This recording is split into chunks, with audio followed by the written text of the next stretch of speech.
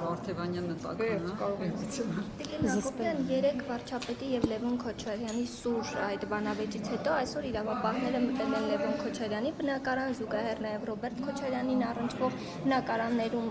հասցեներում են խուզարկություններ, ինչպես նաեւ ձերբակալվեցին նա եւ նրա որդին եւս 4 անձ, սա քաղաքական պատվեր էր։ Գիտեք, քաղաքական պատվեր կլիներ, եթե գործ կարվեր մարդկանց վրա։ Այսինքն դուք պատկերացնում եք, որ այդ տասնյակ դեպքերը, որը հրապարակված է հակակոռուպցիոն կոմիտեում, հեկտարներով հողամասեր, շենքեր Երևանի կենտրոնում, հա, այդ ամեն ինչը բացահայտվել է 13 ժամվա ընթացքում, ես իմ ելույթում էլ ասացի։ Վարչապետը երևի ժամը 17:30 էր, 18:00-ն միջև, այդ ընթացքում է խոսել, այդ հայտնի հարց ու պատասխան այդ ժամանակ ա եղել, դրանից ասում է 13 ժամ, առավոտյան այդ խոզարկությունն է լինում, մտածում եք այդ 13 ժամվա ընթացքում գործ է կարվել մարդկանց վրա, դա տևական ժամանակ աշխատանք էր, բայց արդարացիորեն կարող եք դուք եւ հասարակությունն ասի, իսկ ինչու, երբ որ վարչապետը խոսեց, նոր այդ գործը ոնց որ բան արեց, տեմպ ստացավ եւ մենք էլ այդ հարցը վարչապետն էլ ամբիոնից տալիս է, ինչի համար է դանդաղում այս process-ները եւ դատաիրավական համակարգից դժգոհությունների մասին եւ մենք ամենաշատն ենք խոսել։ Պատվերը իրենք են պնդում եւ բացի այդ փաստաբանն ասում է, որ դատարանը թույլատրել է խուզարկել միայն 3, ճիշտ է ժամը հայտնի չէ, բայց ասում է սա զուգադիպություն է, որ 3 է թույլատրել Փաշինյանի ելույթի ժամանակ։ Տեսեք, դուք հիմա հարց եք տալիս, որին ես արդարացիորեն չեմ կարող պատասխանել, որովհետեւ ես չեմ տիրապետում, երբ է դատարան, ուրեմն երբ են դիմել խուզարկության համար, երբ են ստացել, ես սա չեմ կարող ասել։ Խնդիր տեսնում եմ թե չէ, այդ դրվագով ասացի, որ դրվագով եմ տեսնում, իսկ որ սա ուրեմն քաղաքական պատվեր է եւ քաղաքալատյալ է Ռոբերտ Քոչյանը, ինձ թվում է ձեր ծիծաղն էլ կգա սրանից։ Բայց օրինակ վարչապետը նշեց, որ այդ հրահանգը իջեցրել էր 2026 թվականի հունիսի 5-ին։ Այսինքն ստացվում է իրավապահներն են հապաղել այդ քաղաքական հրահանգը իջեցված է եղել։ Մի քիչ ճիշտ չի ձևակերպումը, որովհետեւ սա ժողովրդին տված խոստում է, որի մանդատը վարչապետը ստացել է եւ որի հետ կապված հրապարակային մի քանի տասնյակ հազարավոր քաղաքացիների առաջ խոսել է, որ պետք է ի վերջո արդարադատությունը հաղթի եւ ողջ գողանա հետ վերադարձվի համայնքին, քաղաքացուն, պետությանը։ Սրա մասին է վարչապետն ասում, մի քիչ ձևակերպում այլ բան է ստացվում։ Ժողովրդին վերադարձվել է, ինչպես է արտահայտվել, ինչպես է ժողովուրդը իր կյանքի վրա դա զգալու։ Տարբեր կերպ նախ օրինակ ապօրինի գույքով երբ որ հաշտություն է կնքվում կամ հետ է վերադարձվում, այդ ամբողջը հետ է վերադարձվում բյուջե։ Իսկ բյուջեից արդեն տարբեր բաների տեսքով վերադարձվում է քաղաքացուն։ Դա կլինի ասֆալտի տեսքով, լուսավորության տեսքով, բարձրացված թոշակի տեսքով, թե Ղարաբաղից տեղահանված քաղաքացիներին աջակցության տեսքով, ինչ որ մի տեսքով դա հետ է վերադարձվում։ Հարկեվավճարի տեսքով եւս Նարեկ Նալբանդյանն է վերադարձել։ Ես դրա հետ կապված այն ինֆորմացիան չունեմ, էլի, որ այդ հարցին ինչ որ կերպ պատասխանեմ, բայց ձեր հարցադրման հետ կապված տարբեր պարզաբանումներ եղել են եւ ավել բան չունեմ ավելացնել։ Տիկին Հակոբյան, երբ որ վարչապետ Փաշինյանն նիստերի դահլիճում ասաց կզսնելու, ծափ տվեցիք։ Ուզում եք կզսնելու տեսարաններ տեսնել, ինչով էր պայմանավորված ձեր ոգևորությունը իր կզսնելու արտահայտությունը։ Հարցը բառին չի վերաբերում, հարցը երևույթին է վերաբերում, որ այն մարդիկ, այո, որոնք տասնամյակներով գողացել են, օրինակ, չգիտեմ, սպայի շենքը, կասկադից հեկտարներ, տարբեր շինություններ, այդ մարդիկ պետք է քաղաքական առումով, այո, պետք է պատասխան տան եւ հարցը սրան էր վերաբերում, ոչ թե բառերին։ Իսկ այդ բառը Ինչ։ բարեվարկության նորմերին համապատասխանում է կզսնելու։ Մենք ունենք համապատասխան մարմիններ, եթե կգտնեն բարեվարկության կանոններին չի համապատասխանում, կարող են ուրեմն նախաձեռնեն գործողություններ, վարչապետը մեր կառույցներին վստահում է, հարգում է եւ կատարում է նրանց որոշումները։ Տիկին Հակոբյան, նախկինում Եթե ես լինեի այդ գողացած մարդը, ես դժվար հայտնվեմ նորից պաշտոնյայի կարգավիճակում։ Ես ասացի ինչի մասին է խոսքը։ Եթե ես լինեմ այն գողացողը, որը պետք է պատասխանատվության ենթարկվի այս կամ այն բառով, ապա ինձ նախ ես չեմ այդ կարգավիճակում հայտնվի գողացողի եւ երկրորդը իմ թիմը չի աջակցի ինձ եւ մի հատ էլ հայտնվեմ պաշտոնյայի կարգավիճակում եւ ինձ այդ բառն ասեն։ Վճիռը կայացրեք Տիկին Հակոբյան, դուք ամերիկյան կողմը։ Դուք նոր հրապարակում էիք այտենց շատ նեղված, որ դուք անձամբ դուք լրատվամիջոցները տարբեր, որ 50 քանի հասցեներում Քոչարյանի պատկանող այժմ բաներ են, խոզարկություններ են, ու ասում եք, իսկ դուք վճիռը կայացրեք, չէ, 50 քանի հաստատությունում միայն 50 քանի սում է հիմա, հա, օրինակ այսօր խոզարկություն եղել, եթե դա նորմալ իրենց արդար քրտինքով բան է, վաստակած շինություններ են, բիզնեսներ են, բայց դուք տեսակ չէ, հակակոռուպցիոնի հայտարարությունը կարդացել եք, ոնց են վերցրել 40 միլիոնով, հետո միլիարդով վաճառել, հետո փոխանակել, հետո նվիրատվություն տվել, հետո ինչ որ ով է սոնից Toyota-ից ինձ 50% փայաբաժին կնվիրի ինչ-որ մեկը, և դուք կգաք կասեք, դուք շատ արժանի էիք, այո, թե կասեք, էդ ինչի դիմաց ձեզ այդ 50%-ը տվեցին, կարող է այն Իսակովի պողոտայում պնայի շենքի դիմաց, հա, շենքը տալու դիմաց, էժանով, դուք արդեն բոլորը, մեր բոլոր քաղաքացիները գիտեն իրենցից գողացածը, իրենք են մեկ-մեկ մեզ ասում, ու մի բան էլ մեղադրում են արդարացիորեն, որ 8 տարի անց դեռևս այդ մարդկանց բիզնեսները ծաղկում են, ոչ թե վերադարձվել է Տիկին Հակոբյան, ձեր թիմում ևս կա անձնավորություն, որի մասին կարելի է այդպես ամերիկյան կանխավարկածը իհարկե չխախտելով նախկին պատգամավոր էր նաև, ասել, որ օրինակ Ռասիա մոլը, Ռասիայի հարևանությամբ կառուցվող շենքը, Աբովյանի վրա կառուցված խնդրահարույց շենքը, որի մասին անդադ հրապարակումներ են եղել, կողացած է, օրինակ Փակ շուկայի սեփականատերը, որի հետ կապված ևս բազմաթիվ խնդիրներ են եղել եւ եթե չեմ սխալվում, նաև այսօր ձեր թիմում գտնվող քաղաքացիներ նախկինում դժգոհել են, թե ինչու է Փակ շուկան տրվել օրենքի խախտմամբ այդ քաղաքացուն, որը աղավաղել է պատմական հուշարձանը, բայց այսօր ձեր իշխանությունը այդ մարդու հանդեպ բավականին բարյացակամ վերաբերմունք ունի։ Սրա մասին ինչ ասել։ Դուք որի գործընկերոջս մասին եք խոսում, որ Քախալատյան էր Քոչարյանների իշխանության օրոք, նույն մարդու մասին ենք խոսում։ Ուրեմն ես շատ բան չեմ կարող ասել իրականում, որովհետև ինչ որ հոդվածներ բան կարդացել, բայց ինչ որ պարզաբանում եմ տեսել, որ օրինակ այդ նույն Աբովյան փողոցի վրա գտնվող հայտնի շենքը, օրինակ դա կիսաքանդ մի պատի մի հատված է եղել, որը բարեկարգվել է, հետնամասում հողեր է, ուրեմն գնել եւ մեծացրել է եւ բարեկարգել է այդ հատվածը։ Հիմա դուք գիտեք ավել հանցագործության մասին, տվեք հաղորդում, իսկ ինչի մտածում եք, որ կարող է ինչ-որ հանցագործ լինի մեր թիմակիցը ու մենք թիմով պաշտպանենք, տենց բան անհնար է, տենց բան, անհնար է։ Ասում եք այդքան շենք ոնց ունեցան Քոչարյանները 54 անուն գույք, դրա 54 անուն չի, 54-ում փոզարկություն է եղել։ Հա, թող լինի 54, հա, թվարկում եք շատ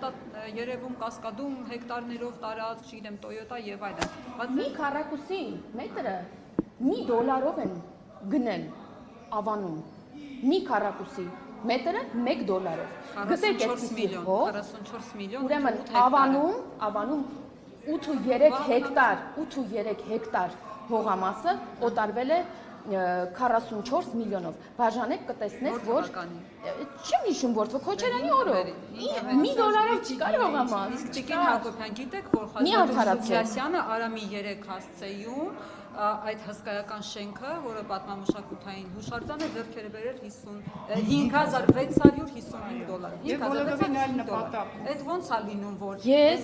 իր դեպքում կարող էր այդքան Իր դեպքում ես չգիտեմ գործ կա հարուցված թե չէ, եթե դուք հանցագործության մասին հաղորդում եք, տալիս թող իրավապահները, բան ես ասացի, ես պարզաբանում եմ տեսել, եւ դուք չեք կարող Եվ դուք չեք կարող հիմա օրինակ ինձ որպես փաստաբանի հարցեր տալ այս դեպքում, եթե կա ավել ինֆորմացիա ունեք, տվեք իրավապահներին, թող զբաղվեն, ինչ խնդիր կա։ Քոչարյանի թվերին էլ այդքան է $1։ եղել։ Ես Քոչարյանի թվերին ապրել եմ։ Հեկտարներով հողը $1,000 էին ծախում բացատրություններ։ Որտեղ։ Դե ինքը Արամի 3 հասցեներ էր բերել, ասեց այն թվերին հեկտարներով հողը $1,000 էին ծախում։ Տիկին Հակոբյան, քիչ առաջ այստեղ կանգնած ձեր ընդդիմադիր գործընկեր պարոն Արամ Վարդևանյանը կառավարության ծրագրի մասին խոսելիս ասաց, որ փաստորեն Նիկոլ Փաշինյանը հավակնում է մինչև 2031 թվականը պաշտոնավարել, սա դեմ է ժողովրդավարության այսպես ասած ստանդարտներին, երբ որ 10 տարուց ավել ինչ որ քաղաքական ուժ եւ դրա լիդերը նախագահում են, պաշտոնավարում են, վարչապետ են լինում եւ այլն եւ այլն։ Ինչ կասեք ի պատասխան նման դիտարկման, այսինքն պարոն Վարդևանյանը ստացվում է դեմ է, որ օրինական սահմանադրական ճանապարհով իշխանափոխությունը տեղի ունենում Հայաստանում կամ իշխանությունը նորից վերաստանձնում է ինչ-որ քաղաքական ուժ եւ դիսկոմֆորտ է զգում։ Եթե պարոն Վարդևանյանը իր ղեկավարին 2018 թվականին, հա, Սերժ Սարգսյանին, իր օգնականներ չէ, այդ շրջանում ինչքան գիտեմ, Կարեն Կարապետյանին իր ղեկավարին նման խորհուրդ է տվել, որովհետև հանրապետականը ղեկավարում էր արդեն 10 տարի, եթե ժամանակին Ռոբերտ Քոչանին նման խորհուրդներ է տվել, ես կասեմ, լավ, դե մարդը այդ բանը ունի, էլի, կարծիքն ունի, դա համոզմունք է եւ եթե բացատրի թե ինչու, կասեմ այո, բայց մենք օրինակ 2020 թվականի պատերազմից հետո կամովի որոշում ենք կայացրել, հրաժարական ենք տվել եւ նոր ընտրությունների ենք գնացել եւ քաղաքացին էլի ընտրել է եւ ինչ որ մեկը դուք քաղաքացին հաստատ չի կարող կասկած ունենալ որ մենք մի քվե անգամ կկեղծեինք եւ նորից կգայինք իշխանության մեզ ընտրել են եւ եթե էլի եմ ասում պարոն Վարդևանյանը բացատրի թե ինչու կասեմ հա կարող եք ասել որովհետեւ օրինակ վարչապետը կկոռումպացվի եթե ինքը հանգիստ լինի որ ինքն մեկը լինելու ղեկավար Ադրբեջանացի այսպիսով հա այդ առումով խանական պետության մոդելի ենք ոնց որ թե Հայաստանը ավելի սուբյեկտային է, ավելի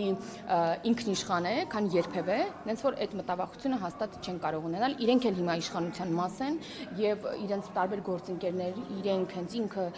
խոսում են ամբիոնից, որ իրենք իշխանության մաս են եւ միասին հանուն Հայաստանի Հանրապետության պետք է աշխատենք։ Ես ուրախ եմ այս պնդումների եւ այս տրամադրվածության համար եւ վստահ եմ, որ հանուն Հայաստանի Հանրապետության աշխատելու դեպքում այն էլ համատեղ իշխանություն ընդդիմություն հաստատ Հայաստանին որևէ վատ բան չի սպառնում։ Որ ասում եք Հայաստանը այսօր առավել ինքնիշխան է, քան երբևէ, ինչ է փոխվել օրինակ այս տարիների ընթացքում նախորդ իշխանությունները եւ այսօր ինչպես է ինքնիշխան։ Հարյուրավոր բաներ կարող եմ իրականում թվարկել։ Մենք մեզ համար որոշումներ ենք կայացնում։ Մենք որոշում ենք, չգիտեմ, մենք ատոմակայանը ում հետ համագործակցությամբ օրինակ ունենանք նոր ատոմակայան։ Եվ մենք ունենք 5 երկրների հետ 5 երկրներից առաջարկ, այլ ոչ թե մեկ առաջարկ եւ դա այլընտրանք չունի վերջ։ Մենք ունենք 5 երկրներից առաջարկ, որից մեկը Ռուսաստանի Դաշնությունն է։ Օրինակ, մենք ունենք ընտրելու հնարավորություն եւ տարբեր քաղաքականությունների մենք կարող ենք որոշել, մենք գնանք Եվրամիություն, թե մնանք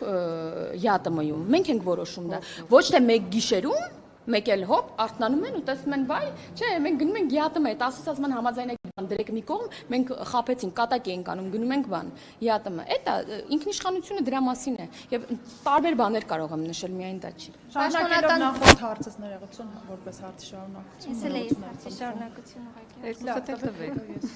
Այդ ԵՄ-ին անդամագրվելու պաշտոնական դիմումը երբ եք պատրաստվում ներկայացնել։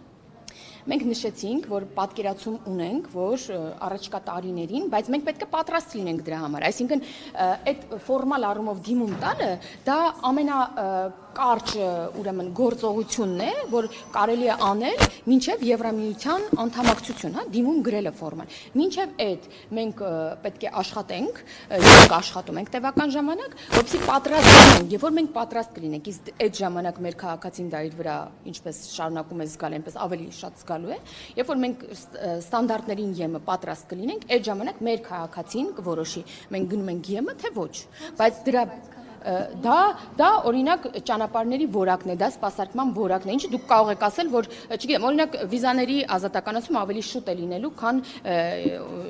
անդամակցումը Եվրամիությանը։ Որակը ինչպես, որ նույն տեղում ասֆալտ 3-4 անգամ է։ Եթե դուք ինչ-որ մի տեղում ասֆալտ եք տեսել մի քանի անգամ արվող եւ այն որակյալ ասֆալտը քանդվել է եւ նորն է կառուցվել, ես ձեզ հետ համագործակցությամբ, մի րոպե, ես ձեր ես ձեր հետ համագործակցությամբ դուք կխնդրեմ ինձ կտակ այդ որտեղ են տենց փող լվանում,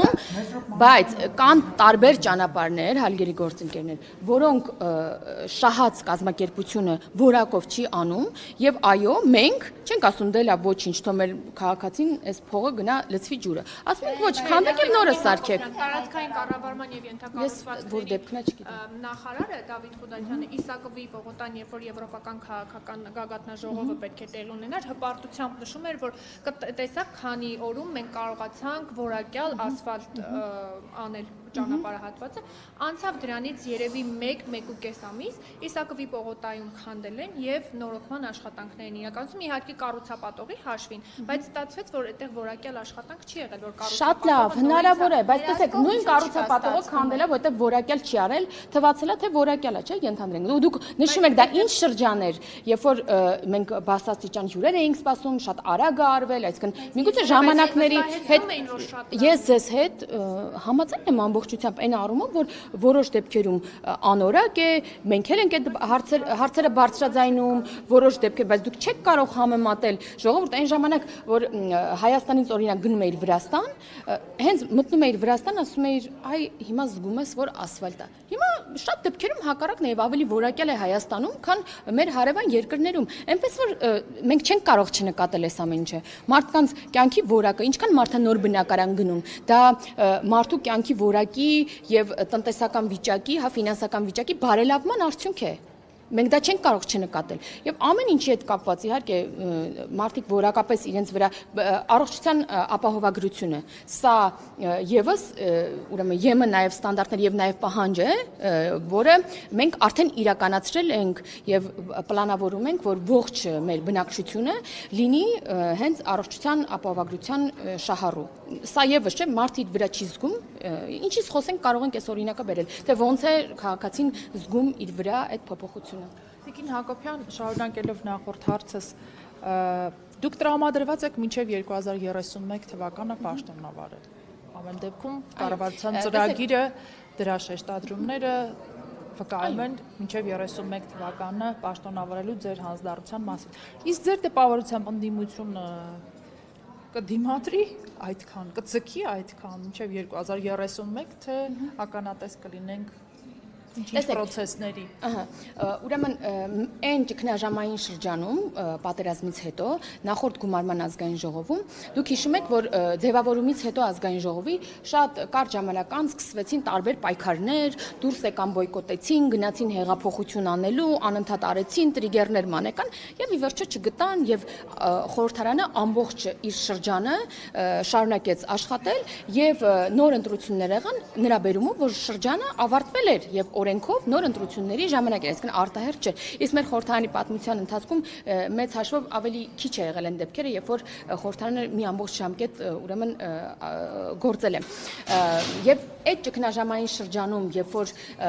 բոլորը սպասում են, որ հեսա կլինեն նոր ընտրություններ եւ ընդդիմությունը հեսա հեղափոխություն կանի, ճանապարհներ էր փակում, չգիտեմ ինչը, քայլելով տարբեր տեղերից գալիս էին, տարբեր կենթանիներ գրկելով։ Այդ շրջանում մի ամբողջ խորհրդարան աշխատեց։ Հիմա ավելի քան վստահ եմ, որ նույն կայուն ավելի շրջան է, որովհետև արդեն 1 տարի է Հայաստանն ու Ադրբեջանն ունեն նախաստորագրված խաղաղության համաձայնագիր, մենք տարբեր համագործակցություններ ունենք, այդ թվում Ադրբեջանը իր երկիրը որպես տարանցիկ երկիր ապաշրջափակել է Հայաստանի համար, երկաթգիծ եւ այլն տարբեր համագործակցություններ կան, ուղիղ բանակցություններ կան, թրիփի ուրեմն նախագիծն է կյանքի կոչվում եւ այս ամեն ինչը ավելի քան ինձ վստահություն է տալիս, որ ավելի կայուն շրջան ենք ունենալու եւ ավելի ուրեմն հիմնավոր է, որ այս շրջանը իհարկե մենք կաշխատենք։ Նրանք ընթացքում հեղափոխություն կանեն, կփորձեն անեն, դուրս կգան փողոց, կաշխատեն, կլինեն նախորդ ընդդիմության նման թույլ տվեք ասել անորակ, որովհետև մենք քաղաքացին էլ դա զգացել, որովհետև մենք ընդդիմություն չենք ունեցել տևական ժամանակ, մենք ենք մեզ ընդդիմություն եղել, թե կաշխատեն որպես որակյալ ընդդիմություն, սա մենք կտեսնենք առաջիկայում։ Վարքագծային փոփոխություն նկատում եք Հայաստան դաշինքի մոտ օրինակ։ Այո։ Բացի այն, որ նրանք արդեն սկսել են այս գումարման ընթացքում օգտվել օրինակ սրճարանից ազգային ժողովի, նրանք նաև նիստերի դահլիճում են ներկա, ինչը շատ մեծ առաջընթաց է կարծում եմ, եւ այսինքն նրանց պետք էր առաջնորդում, հա, ուժեղ Հայաստանի առաջնորդումներ պետք, որպեսզի աշխատեն։ Ընթացքում կաշխատեն, թե չէ, դա կտեսնենք։ Օրինակ այսօր, երբ որ կառավարության ծրագրի քննարկումների ժամանակ Հայաստան դաշինք, ուժեղ Հայաստանը չկար, Հայաստան դաշինքը կար, օրինակ։ Երեք էլ բոյկոտեցին, դուրս եկան ուժեղ Հայաստան։ Նրանք մնացին, այո։ Հետո իրենք էլ հույս կա։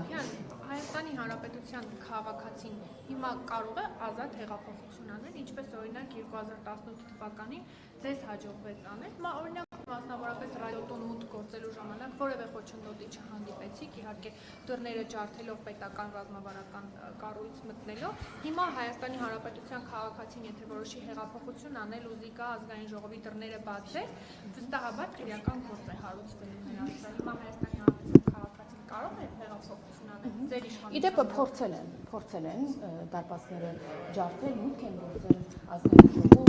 պետք է ենթարկել ազգային ժողովի նախագահին եւ թողել են ծեծը, որտեղ մտածել են, որ արդեն մահացած է ազգային ժողովի նախագահը։ Նման դեպքեր եղել է եւ բոլորը, այս էլ մեզ հնչող քննադատությունների մի մասը, որ դեռևս բոլորը պատասխան չեն տվել դրա համար, բոլորը պետք է պատասխան տան։ Ռադիոտուն մուտքը 18 թվականին եթերի համար է եղել, իսկ հիշում եք, որ ամենամարդաշատ հեղափոխությունից հետո ընդդիմության հանրահավաքը եղել է ուրեմն Բագրատ Գալստանյանի ժամանակ, նա էլ գնաց հասավ հանրային եւ ի տարբերություն 18 թվականի իշխանությունների մեր իշխանության օրոք հանրայինում հրավիրեցին նրան ուղիղ եթերում իր ուզած հարցազրույցին։ Տարբերությունը շատ ակնհայտ է, որովհետեւ դռները բացվել են նրա առաջ։ Կտրիչ Ներսիսյան, Գարեգիմբը, այս զուգաձև գործածությունները ինչ ասեմ։ Կաթողիկոսի անվան Կտրիչ Ներսիսյան եւ Գարեգիմբը զուգահեռ գործածումը արդյոք ստիպի ընդդիմությանը այսուհետ չթմթմփացնել սեղաններին, երբ որ ինչ-որ պատգամավորի կամ վարչապետի կամ նախարարի կողմից այդ անունը արտաբերվում, այսինքն կոմպրոմիսի եկա։ Դե տեսեք, ընդդիմությունը նման վարքագիծ էր դրսևորում, երբ որ Կտրիչ Ներսիսյանն էր ասվում, նրանք պրոտեստ էին անում, բայց դա կարճ տևեց։ Նախ իրենց ինչ-որ պատի առաջ կանգնացրեցին, որովհետև այսուհետ, եթե նրանք դուրս չգան Կտրիչ Ներսիսյան ասելուց, նշանակում է հետ քայլ են անում։ Կամ պետք է միշտ մենք ասենք Կտրիչ Ներսիսյան, իրենք դուրս գան։ Բայց մենք տեսանք քիչ առաջ, որ վարչապետը որ ասում էր Գարեգիմբը մենք ենք թմթմպասնում, իրենք արդեն Կտրիչ Ներսիսյան ասելուց չէին թմթմպասնում։ Հիմա կտեսնենք ինչ կանեն։ Գիտեք, ինչն է վիրավորական, որ օրինակ անուն ազգանունն ասելուց նրանք թմթմպասնում են, անհամաձայն են դրա հետ, բայց այն, որ նա ունի զավակ, որ KGB գործակալ է, դա իրենց չի հետաքրքրում։ Այդ դեպքում իրենք չեն թմթմպացնում։ Որ ասում են կաթողիկոսը ունի զավակ, ասում են կաթողիկոսը ունի զավակ եւ KGB գործակալ է, նրանք չեն թմթմպացնում։ Դրա հետ համաձայն են, բայց երբ որ ասում են Կտրիչ Ներսիսյան, այ դրա հետ համաձայն չեն թմթմպացնում են։ Տարեկ Կարապետյանն այսօր ինձ հետ զրույցում ասում է, այսպեսով վիրավորվում է իր կրոնական համոզմունքները։ Մեր կրոնական համոզմունքներն է վիրավորվել նման հոգևորականներ եւ նման բարձրաստիճան հոգևորական ունենալու դեպքում եւ բերումով։ Տիկին Հակոբյաններով Նավարսատ Կճոյանին ես իմ տնից չեմ բերել, էլի կներեք, ոչ էլ հեղափոխության ժամանակ է մեր այդ քայլել, որ ասեք ձեր բանն էր, չգիտեմ, Մարս թիմակիցներ կուսակցական բերեցիք, սարքեցիք arczepiskopos։ Խնդրում եմ, այդ նույն գնացեք նույն Կտրիչ Ներսիսյանին հարցրեք, Նավարսատ Կճոյանի հետ կապված եթե հարցնեք, ինձ ինչի եք հարցնում դրա մասին։ Բարենորոգման օրակարգը վարչապետը